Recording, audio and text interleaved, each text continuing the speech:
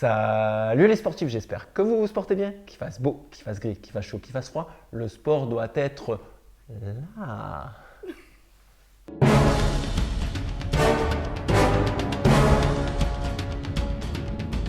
Aujourd'hui, un nouveau concept sur ma chaîne qui s'appelle Corf Changer. Si tu veux plus d'informations, ça va se passer en description. Au passage, t'en profites pour t'abonner à ma chaîne et à mettre un pouce bleu.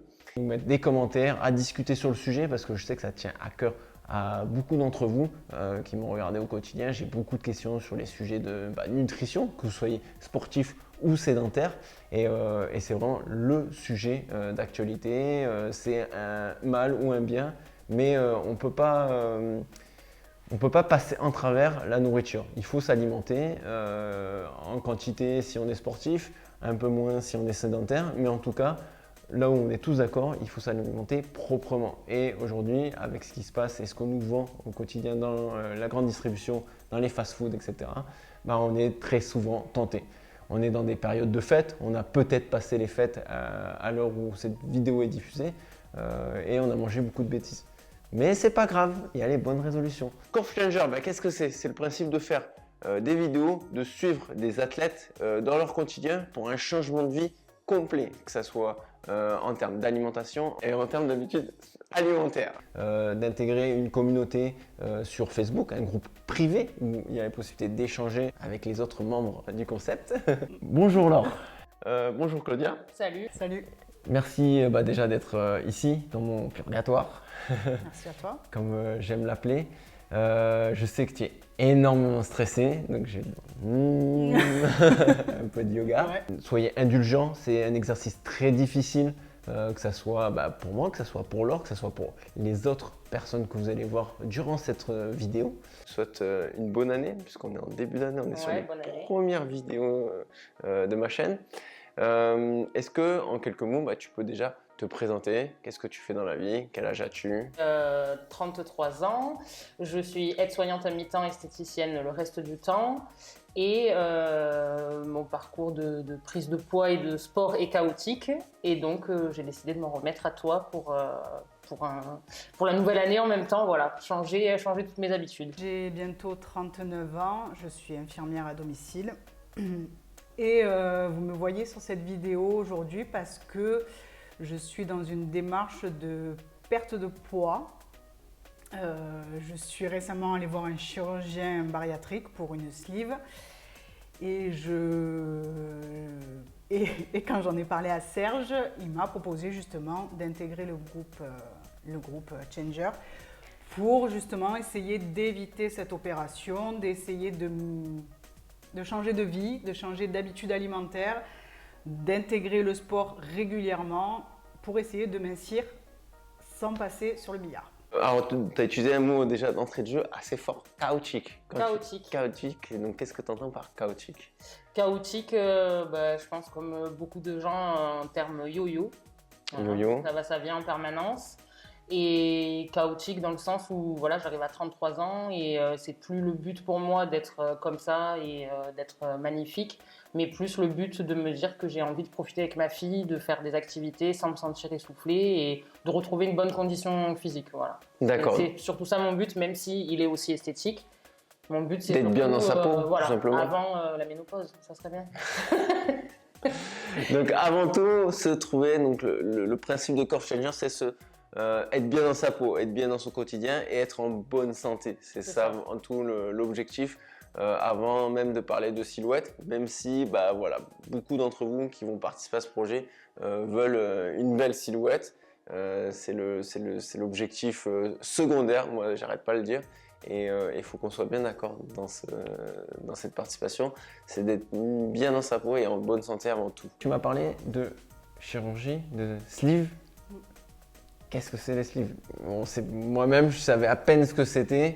Oui, parce qu'on entend un petit peu parler. Oui, parce que vous regardez peut-être les différentes émissions à la télévision. Mais est-ce que tu peux nous en dire un petit peu plus sur ça? Oui, pour les chirurgies bariatriques, il y a différents niveaux. Il y a l'anneau gastrique qui sert de ceinture à l'estomac. Il y a le ballon. On avale un ballon qu'on gonfle avec du sérum physiologique. Il y a la sleeve, on coupe 2/3 de l'estomac et on met des agrafes. Il y a le bypass, on shunte carrément l'estomac. Et voilà. Donc il faut des critères d'indice de masse corporelle, il faut un suivi psy, un suivi nutritionniste, un suivi... voilà. Ok. Donc moi, j'envisagerais une sleeve. Et tu disais yo-yo, donc tu parlais de poids. Oui. D'accord. Bah, on n'en oublie pas, il n'y a pas que le poids. Il y a aussi le mental, il y a aussi l'état d'esprit général. Est-ce que je suis en forme? Est-ce que je ne suis pas en forme? Peut-être d'autres problèmes, X ou Y. Donc toi, tu me parles, quand tu dis yo-yo, c'est le fait de faire une grosse prise de poids et Ouais. derrière reperdre du poids pour X raisons. etc. Exact, ouais. Ok. Et ça depuis toujours? Depuis surtout mes 16 ans. Tu as oublié un gros détail de tout ça. J'entends beaucoup de chirurgie là dans l'histoire, mais on est bien d'accord que c'est pas anodin. Ah non, c'est pas anodin, c'est une chirurgie, on te coupe les 2/3 de l'estomac et on te met des agrafes dessus. D'accord. Ton métier fait que tu vois beaucoup de choses, je pense. Tu peux nous en dire un petit peu plus, ce qui t'a peut-être arrêté dans la démarche?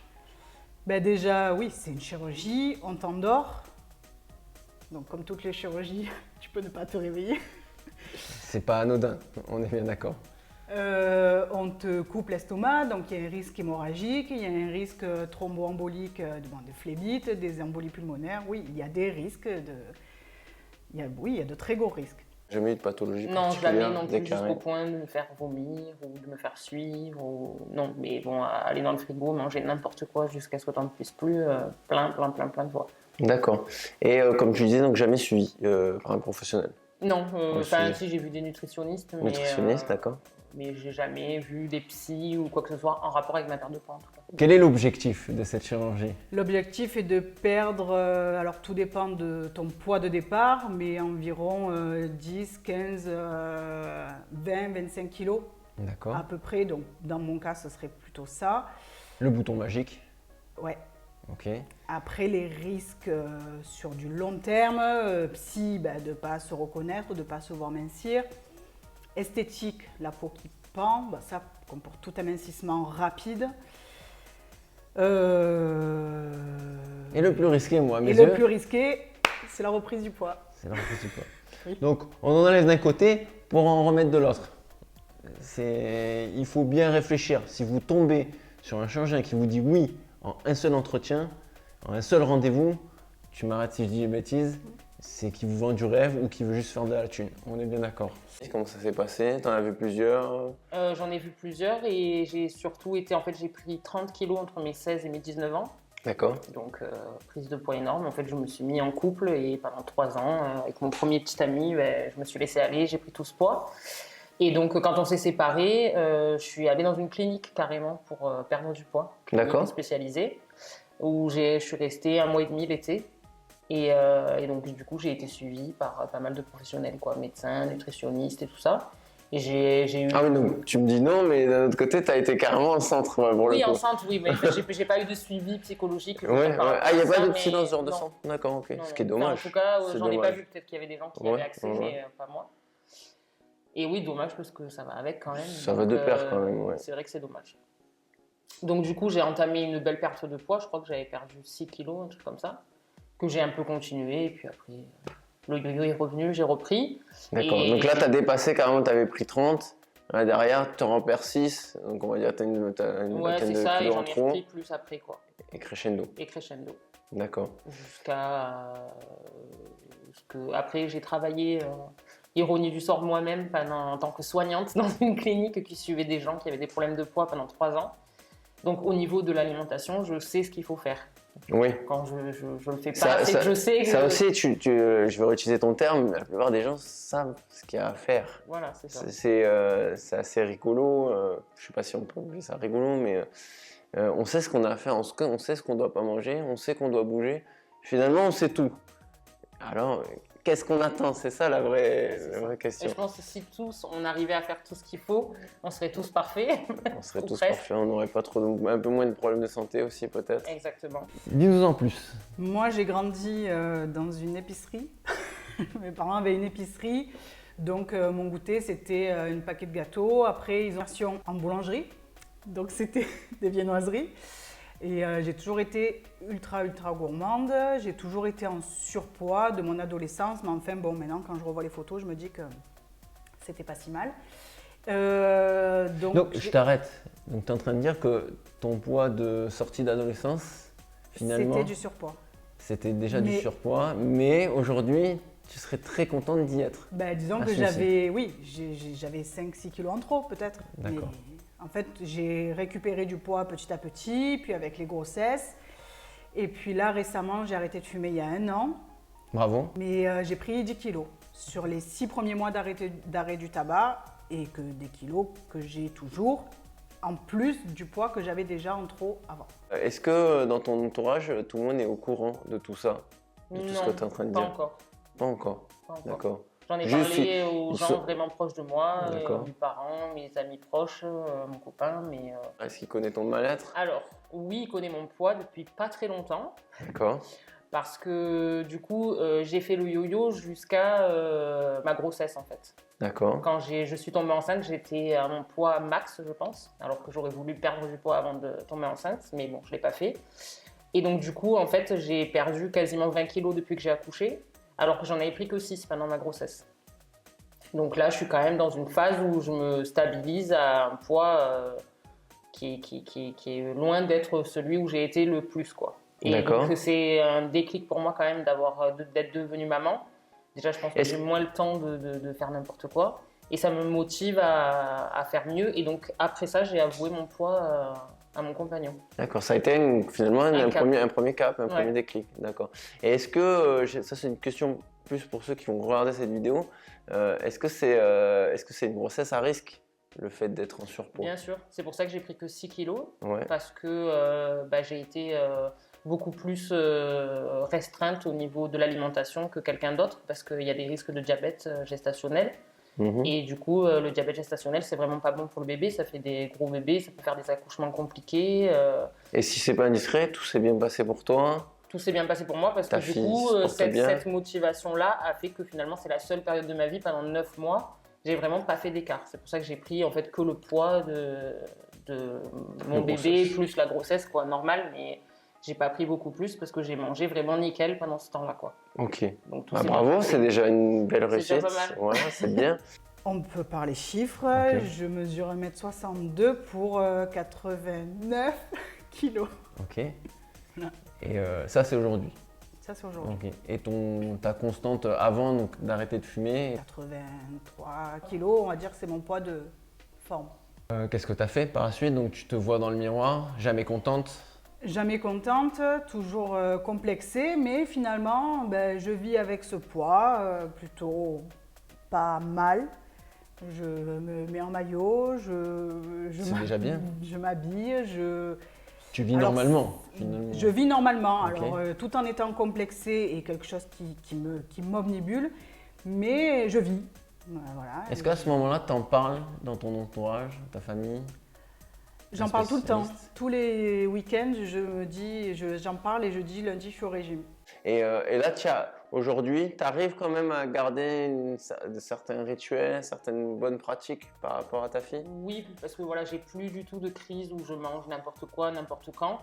Mais après, il me manque encore pas mal de bonnes habitudes à reprendre. Mais oui, quand même, ça a changé les choses. D'accord. Est-ce que dans ton quotidien, et justement avec un enfant en bas âge, tu ressens le besoin de bouger un peu plus ou aimerais bouger un peu plus Oui.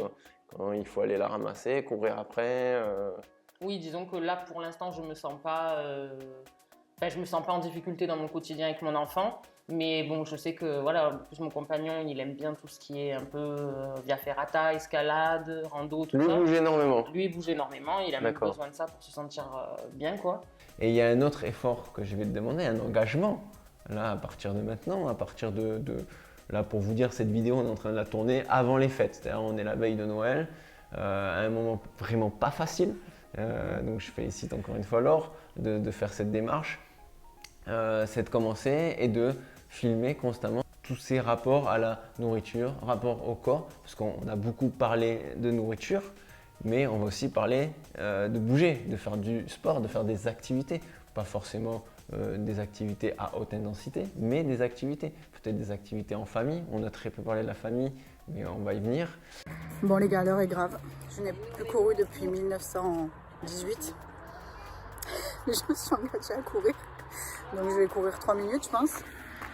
Donc je vais être accompagnée de mon fils, 9 ans, ici présent, et de ma belle-mère. Voilà. Allez, on est parti. À tout à l'heure. Hein. Voilà. 19 minutes, 2 km, 163 calories. J'ai envie de crever. Voilà. Allez. Voilà, c'était une première. Pas très convaincant, mais je l'ai fait. Voilà, apéro avec la belle famille. Apéro bleu. Des T'envoies pitons. ton coach ou quoi Des ça fritons, Hein oui. Des chips. Le petit four. Ça, c'est le pire, c'est du gras de canard. Voilà. Donc, j'en ai mangé un peu. Et maintenant, je m'en vais. Allez, au revoir. 26 décembre, 6h44, entre deux patients. Pause-déj, c'est l'heure. Thermos de café. Et petite tartine beurre jambon. C'est même pas 7h, mais j'ai trop faim. 18h30, KO. Travailler à Noël, c'est dur. On vient de m'offrir le Graal. J'ai pas pu dire non, j'ai pas réussi. C'est la fatigue, c'est à cause de la fatigue. Il me reste encore quelques patients. Je vais me le manger, ça ira mieux. C'est pas bien, mais c'est trop bon. Alors ce soir, c'est HelloFresh. Ça a l'air trop bon. Pitas au thon, houmous et carottes au cumin. Trop bien. Bon appétit. Ok. Donc du coup, Donc tu te sens pas, tu te sens en décalage finalement dans ton couple alors, un petit peu? un petit peu après, je suis contente parce qu'à chaque fois qu'il me propose quelque chose, j'essaye. Donc je me suis surpassée de nombreuses fois à essayer des activités qui sont pas du tout les miennes. Donc ça c'est bien parce que qu'il soit comme ça me motive. Mais c'est sûr que oui, j'ai pas envie que quand Romy elle aura 6 ans, qu'il parte faire des choses et que moi je sois à la traîne ou que je me sente pas de les faire quoi. Et lui, donc du coup, je suppose, ils te soutiennent dès que tu vas lui proposer une démarche de bouger plus, de bouger mieux. Il me soutient, mais comme tous les gens de mon entourage, j'ai l'impression qu'il y croit plus trop quoi. Bon, ça on le verra et vous le verrez avec les différents intervenants de Curve Changer. Effectivement, l'entourage, on se rend compte que finalement, plus personne n'y croit. C'est-à-dire, encore une méthode de plus, encore un concept C'est de ça. plus, encore de la thune dépensée en plus. C'est là où aussi, ce que je demande aux participants de Curve Changer, c'est de prendre toutes ces démarches, toute cette thune, parce que je vais parler d'argent, hein, concrètement, c'est vrai que tu peux le confirmer, je sais pas ça représente combien de centaines de milliers d'euros. Je peux pas parler des Wet Watchers et des Natura House et compagnie. Voilà, je t'ai demandé de lister, je vous demande de lister donc tout ce que vous avez fait, et puis on va essayer dans tout ça de trouver les bonnes pratiques qui vont te permettre de vivre mieux au quotidien, vous permettre peut-être d'avoir des nouvelles astuces, on va dire ça comme ça, et puis peut-être d'éviter encore d'acheter maintes et maintes produits magiques. Parce que là, moi, dans mon concept, je vends pas du rêve, et je te l'ai dit d'entrée de jeu, moi, c'est juste de pouvoir vous accompagner, de mettre quelque chose en avant, mettre déjà la volonté de changer les choses, changer votre quotidien, et puis de le faire découvrir peut-être d'un œil différent pour votre famille, pour vos proches. Parce que moi, ce que je vais te demander, le premier engagement, et ce que tu as commencé déjà à faire, c'est de faire ces fameuses vidéos qui sont pas toujours faciles. Voilà, on est à J1 du programme. Je me suis engagée avec toi hier et je me suis pesée ce matin. J'ai enregistré ça dans ma balance. Mais c'est la cata, j'ai repris du poids et du coup il était vraiment temps de s'y remettre. Gros challenge ce soir, repas de Noël entre potes. Et bah du coup on va être motivés à faire attention. Donc hier c'était ma fameuse soirée Noël entre amis. Et je me suis rendu compte qu'il y a encore du boulot à faire sur le mental. Parce que j'ai quand même craqué un peu. J'avais plus beaucoup de batterie et franchement j'avais un peu aussi honte de sortir mon téléphone pour dire ci ou ça devant tous mes potes. Et voilà. Résultat des courses, j'ai pas bu d'apéro, ça c'est cool. Et j'ai pas mangé de dessert, qui est incroyable pour moi parce qu'il y avait des macarons. Mais par contre, J'ai quand même mangé des toasts de foie gras, des toasts de saumon, un peu défeuilleté, donc c'est hyper gras. Mais voilà, il y a quand même du positif dans tout ça. J'ai pas fait carnage non plus par rapport à ce que j'aurais fait. Je pense que j'ai carrément limité la casse. Mais il y a encore du boulot, quoi. Voilà. Sinon, ce matin, nickel. Petit déj en famille du dimanche. 2 tartines de confiture et une pomme.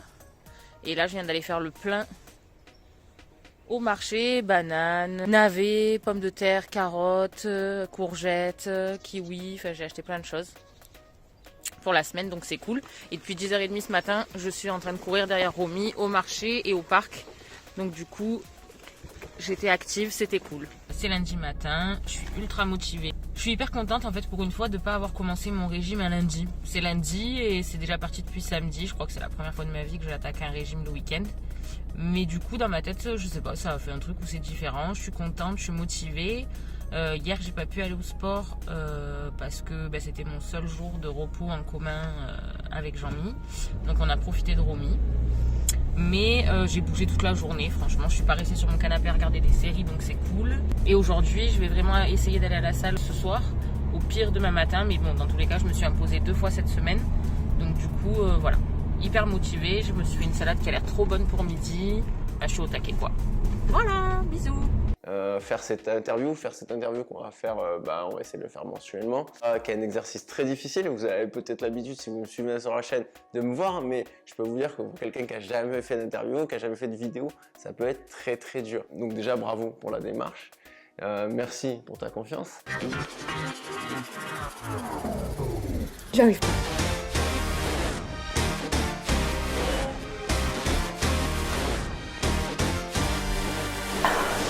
C'est ça que je voulais. Je vous dis amour, sport et bien-être. Sportez-vous bien surtout.